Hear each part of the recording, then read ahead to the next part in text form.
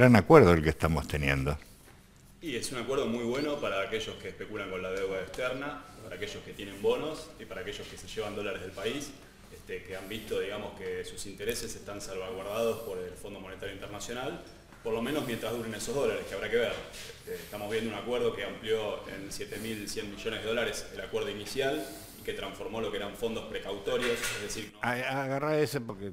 Transformó lo que eran fondos precautorios, es decir, fondos que estaban como garantía pero no para ser utilizados, en fondos que el gobierno puede utilizar para pagar deuda. Entonces, aquellos que tienen que cobrarle al Estado Nacional están muy contentos, aquellos que están fugando dólares, que desde que asumió Macri se fueron 54.000 millones de dólares del país, están muy contentos. Todo el resto de los argentinos que pagamos las consecuencias, obviamente no, digamos, porque nos están hablando de la promesa ahora es que con el déficit cero nos va a ir todo bien. Este gobierno que, como mostrabas recién las imágenes, hablaba de que el problema de la inflación se iba a terminar facilísimo y de que íbamos a tener un shock de crecimiento y de felicidad y demás. Bueno, este año va a terminar con 45% la inflación a fin de año.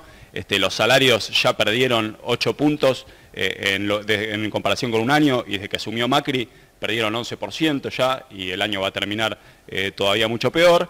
Estamos viendo un presupuesto donde el déficit cero significa recorte en todas las partidas, salvo en el pago de intereses de la deuda, y el gasto social, que el gobierno que dice que lo mantiene y demás, es mentira, digamos. Si uno mira la comparación en términos reales, el gasto crece por detrás de la inflación, incluso en esa partida, digamos. Es decir, es un presupuesto de ajuste para crear recursos para los especuladores. Ahora, viste que ellos dan explicaciones simples para gente simple y sobre todo con la esperanza de que nadie profundice demasiado, porque apenas uno profundiza un poquito empieza a salir pus de ahí adentro. Pero la explicación que ellos dan como macroeconómica es que estamos ante un almacén en donde el almacenero gastaba más de lo que entraba.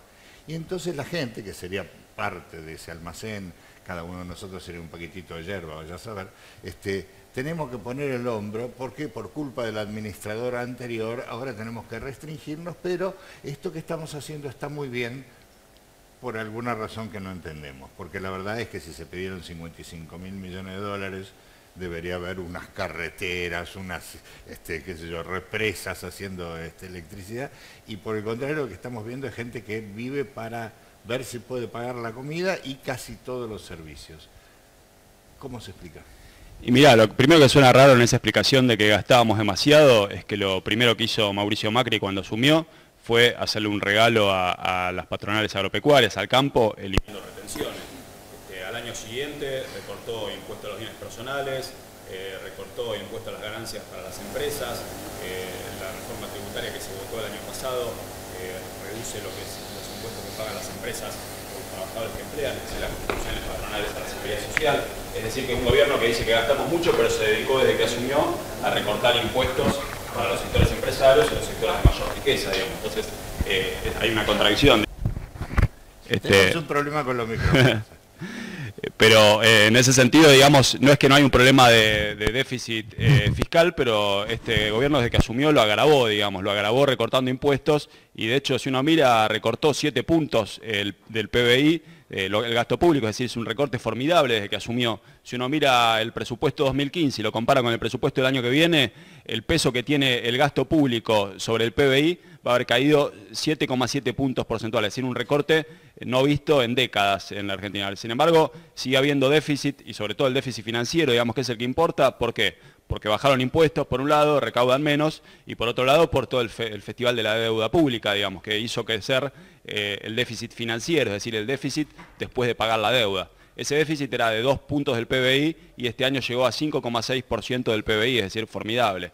Y el año que viene nos dicen déficit cero, pero en realidad el déficit después de pagar la deuda es de 3,3% del PBI. Lo único que crece, como te decía hace un rato, en el presupuesto del año que viene es el pago a los especuladores. Bueno, lo que vemos, digamos, es que al contrario, digamos, con muchas reticencias se dignaron a recaudar un poco más en el sector agrario, digamos, es decir, volvieron a poner las retenciones que no querían poner, no solo para las exportaciones primarias, sino para el resto de la economía, en un nivel muy módico, digamos, porque están ganando fortunas el campo, todos los exportadores, que son unas 50 empresas las que concentran las exportaciones en el país están gracias a la devaluación del 100%, es decir, el tipo de cambio, el dólar subió 100% en lo que va del año, es decir, que aquellos que venden en dólares... Es como un óvulo lo que están poniendo, en realidad estas nuevas retenciones son como una cosa simbólica. Son una cosa simbólica que de hecho ahora son del 10% del PBI, perdón, del 10% de los ingresos, y van a caer a medida que sube el dólar, es decir, si el dólar está a 50 ya van a ser del 7%, y llegan a niveles ridículos, y en 2020 las van a sacar, digamos. Y el resto, digamos, de los gravámenes que recortaron no los quieren volver a poner, digamos, no quieren volver a subir ni las contribuciones patronales a la seguridad social, quieren mantener los recortes del impuesto a las ganancias, se niegan a gravar los bienes personales de los que están en el extranjero, es decir, aquellos que obtuvieron con el blanqueo que hizo el gobierno un negocio formidable porque pudieron sincerar bienes que estaban en la ilegalidad y ahora no tienen que pagar impuestos por eso. Bueno, el gobierno no les quiere cobrar ningún tipo de gravamen. Y eso por el lado de los ingresos. Después por el lado de los gastos deprime completamente la economía, están hundiendo la obra pública, están hundiendo a los ingresos de los trabajadores del Estado. ¿A quién beneficia que hagan, aparte de ellos mismos, pero a quién beneficia que hundan a todos los que están hundiendo? Y beneficia a los que cobran del Estado de la deuda, digamos. La única variable que importa en el plan del gobierno en este momento es mostrarle a aquellos que tienen títulos del país, que son una mayoría de fondos de inversión, la mayor parte extranjeros, una pequeña parte de los más ricos del país, un 1% o menos, y después otros sectores que participan de manera marginal. Bueno, a ese sector que son los grandes acreedores, los bancos internacionales, los fondos de inversión, JP Morgan, etcétera, les están asegurando que el presupuesto se va a ajustar todo en función de asegurarles su pago de deuda. La salud, la educación, el empleo público, incluso la obra pública, que es una variable que este gobierno impulsó con todo cuando tenía la plata. Bueno, todo eso queda en función de los pagos de la deuda. O sea que soberanía económica no estaríamos teniendo por un tiempo. No, y desde ya, de hecho, si uno mira hace 3 meses y sobre todo desde la semana pasada, en realidad la economía está comandada desde la oficina del FMI, digamos. Por eso fue Lagarde la que anunció la mitad de las metas del plan económico. De hecho, el programa monetario, que lo anunció primero Christine Lagarde y después habló el nuevo jefe del Banco Central, Sandleris, para dar las especificaciones. Pero ya era sobre la base de lo que habían pactado Duhovne con Christine Lagarde. El joven mercatante me dirá si me equivoco, que son algunos abogados, quiero decir, porque pensaba en Pablo, ¿cuánto gana el abogado de Pablo Roca, por ejemplo? Le recordamos a los amigos que nos están viendo, es el líder carismático de Techint, para decirlo de algún modo, que yo creo que no está muy preocupado por la justicia argentina, pero sí por la milanesa. No, la justicia de Milán, que es la que está atenta a ver lo que hacen. ¿Te parece que la economía argentina soportaría la prisión de alguno de estos fulanos que tanto deciden los equilibrios económicos de la patria? Y yo creo que están muy preocupados, obviamente miran lo que pasó en Brasil y de hecho en Argentina se están moviendo preventivamente para evitar que cualquier proceso similar ocurra acá, y de hecho hasta ahora, digamos, tanto el gobierno como buena parte de la justicia, que sabemos cómo actúa, digamos, está haciendo una especie de lavajato muy selectivo en la Argentina, donde intenta... Lavagato es acá.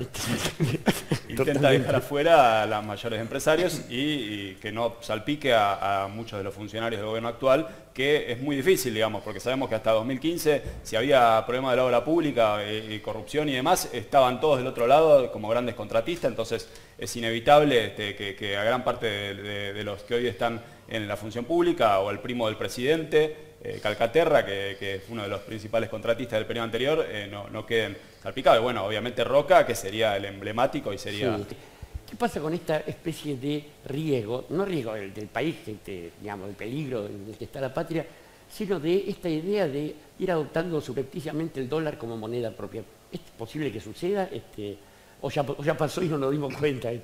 Bueno, Argentina tiene una dolarización de hecho porque el dólar es la moneda, digamos, de reserva, es la moneda a la que se están yendo todos los que tienen activos, y de hecho el gobierno instauró una especie de... O sea, lo fundamental de hablar de dolarización, así como de convertibilidad, es que no se tiene más política monetaria, digamos. Bueno, el gobierno con lo que está haciendo ahora... Debería servir el Banco Central. Exacto. Ahora, lo que están haciendo ahora, con de cierta forma, la política que están votando es una política tan pasiva que es equivalente a no tener política monetaria. Este gobierno, con el FMI, está lanzando un ajuste brutal de déficit cero, y junto con eso el otro cero que está es el de la emisión monetaria, que ya vemos lo que nos está llevando a tasas de interés del 74-75%. Es decir, hay un plan de guerra que ya sabemos, digamos, que la economía la está empujando a tasas de hundimiento formidables. El último dato que se conoció de caída de la economía fue de 2,7% y ya todos los pronósticos que uno mira de relevamiento de expectativas de mercado la ubican en 3%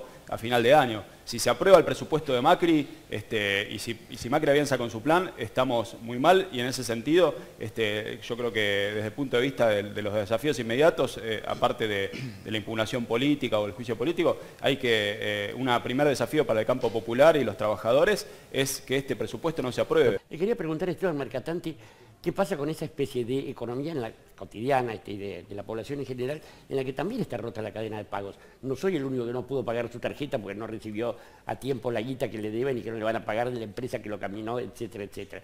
Después voy a decir cuál también. ¿Cómo funciona una economía así, Esteban? ¿Cuánto más resiste? Y con estas tasas de interés actuales no resiste casi nada. O sea, estamos hablando de la tasa de interés en este momento, está al 100%, digamos, acumulativo, pues el Banco Central está pagando 6% mensual. Ahora esa es la tasa básica, digamos, si uno mira, las empresas están tomando dinero, los bancos están tomando dinero ofreciendo tasas del 50 y pico, 60% a los plazos fijos. Bueno, esa es la tasa base, después lo que cobran los créditos no baja de 80, 100 pesos, 100% para lo que es la tarjeta de crédito anual. La morosidad en ese caso está creciendo, los bancos están reduciendo el crédito, digamos, porque lo que se está viendo, ya en pocos días de la nueva política monetaria lo empezamos a ver de manera desenfrenada, suban encajes, que los bancos están obligados a tomar las LELIQ, que son las nuevas letras de liquidez. Bien qué es lo de la suba de encajes, porque hay gente que lo va a interpretar como una broma grosera de este programa y otra gente como yo que nos podemos llegar a quedar afuera. Pero, por favor, Esteban. Bueno, el Banco Central está hace unos meses que está eliminando lo que se llama las LEBACs, que son las letras del Banco Central, con las cuales la política monetaria se armó desde que asumió Federico Sturzenegger en diciembre de 2015. Bueno, esos bonos que iban creciendo en su porcentaje. Armó una bicicleta financiera, permitió que los fondos de inversión internacionales, cualquiera que tenía dólares, entrara e invirtiera en eso, le pagaba tasas del 40%, 45% anual, con lo cual se hizo una pelota enorme de dólares que entraban, se invertían ahí y después empezaban a salir. Bueno, cuando empezó a transformarse en crisis eso, en abril de este año, empezaron a hablar de la bomba de las LEBACs y la necesidad de desarmarla. Para eso hicieron todo tipo de estratagemas. En el primero hicieron algo que era todavía peor, que son las letras del Tesoro, las letras emitidas por el Ministerio de Economía, que se pagaban en dólares. Bueno, lo último, por instrucción de Lagarde, a partir de la semana pasada se decidió que eso se va a transformar de las LEBACs en las LELIQs, que son las letras de liquidez que le da el Banco Central a los bancos. Estas, a diferencia de las LEBACs, solo las pueden tomar los bancos.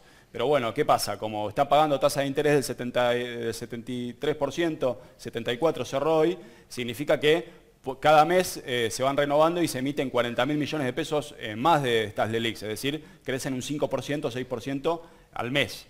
Para que los bancos puedan seguir sosteniendo eso, tienen que subir los encajes, es decir, que cada vez más plata de lo que captan de depósitos tiene que estar inmovilizada en estas letras del Banco Central. Estamos hablando de que no solo se destruye el crédito y no solo empieza a caer la morosidad, sino que los propios bancos empiezan a entrar en una situación de dudosa solvencia, con lo cual estamos entrando quizás en una etapa nueva de esta corrida que empezó hace 5 meses. La cifra que salió de desempleo del segundo trimestre muestra que 400.000 empleos se crearon supuestamente, pero son todos informales. De hecho, cayó el empleo formal en 3.000 puestos de trabajo y hay 400.000 más de cuentapropistas y trabajadores en negro. Y a pesar de eso, subió la desocupación. ¿Y sabes por qué? Porque la entrada al mercado laboral está en los niveles del 2002. Después de la crisis que voló el país por el aire, estamos casi en los mismos niveles. Cae el ingreso familiar y más gente de la familia sale a buscar trabajo. Es decir, señoras amas de casa o trabajadores jóvenes que no estaban todavía en el mercado laboral, salen porque no dan caso a los ingresos de la familia a buscar un ingreso remunerado y entonces crece el desempleo porque hay más gente que sale a buscar empleo y no lo encuentra. Bueno, ahora entraron los 13.000 millones, están entrando los 13.000 millones de dólares del FMI. ¿Cuánto te puede durar 13.000 millones? Ahora, eso te puede durar muy poco. Lo que están apostando es a que los vencimientos de letes, que son lo que tienen en lo inmediato, que tienen como 17.000 millones de dólares de acá hasta fin de año, se renueven en un porcentaje elevado. dicen que si se renuevan un 60%... Lo pasaba con el llegar. también. Sí, y eso está ligado a las tasas de interés que son de default, digamos, las últimas tasas que pagó para renovar fueron del 6 y pico %, que son tasas a nivel de default, digamos que lo que viene pagando la Argentina, va a mantener esos niveles de tasa. Y junto con eso, para que la política cierre, está el festival que están haciendo de vuelta a la bicicleta financiera para sostener más o menos el dólar estable, es decir, con las LELIQ, altas tasas, que vuelvan a entrar dólares para invertir en algunos activos y ver si con eso cierra. Es una cosa atada con alambre, muy explosiva, que ahora, está a la espera de que se apruebe el presupuesto. Lo que tenemos es un fuerte deterioro del balance del Banco Central, que es lo que supuestamente se quería evitar con desarmando la bomba de las LEVAX, y un fuerte deterioro en el balance de los bancos. Es decir, es un plan súper explosivo que puede ganar algunos meses sobre la base del salvataje del FMI y de la apuesta al carry trade. Ahora, en lo inmediato, o sea, el gobierno quiere estabilizar el dólar y mostrar que puede aprobar el presupuesto para pasar la tormenta financiera, que es lo inmediato. Si la tormenta financiera no se calma, estamos hablando de un gobierno ahora, que en 2 meses va al abismo. Si la tormenta se calma, lo van a tener en terapia intensiva para que pueda aprobar el ajuste el año que viene, y ese ajuste que quiere aprobar es un plan de guerra contra los trabajadores. Por eso lo fundamental, que ya lo planteó Juan hace un rato, es este presupuesto no puede ser aprobado, y para eso se necesita un gran plan de lucha, digamos, redoblando la contundencia de lo que fue el paro de la semana pasada. Hay que romper toda la tregua de todos los sindicatos y tirar a este plan del FMI de Macri y al gobierno, digamos, y que asuma una representación de los trabajadores, que se haga una asamblea constituyente para discutir un plan de emergencia, porque este plan digamos, no va. Digamos, incluso si se salva la emergencia, se estabiliza el dólar, sabemos que estamos hablando de 15% de pérdida de poder adquisitivo este año y otro 10% el año que viene. Es impensable. Un asalto al desempleo que se va a acercar al 2001. Es decir, es un plan nefasto si se lo deja gobernar. No se puede dejar que el FMI y Macri sigan manejando la economía con Duhovne y con su mejor equipo, que es el mejor equipo para destruir los ingresos de los trabajadores y el poder adquisitivo.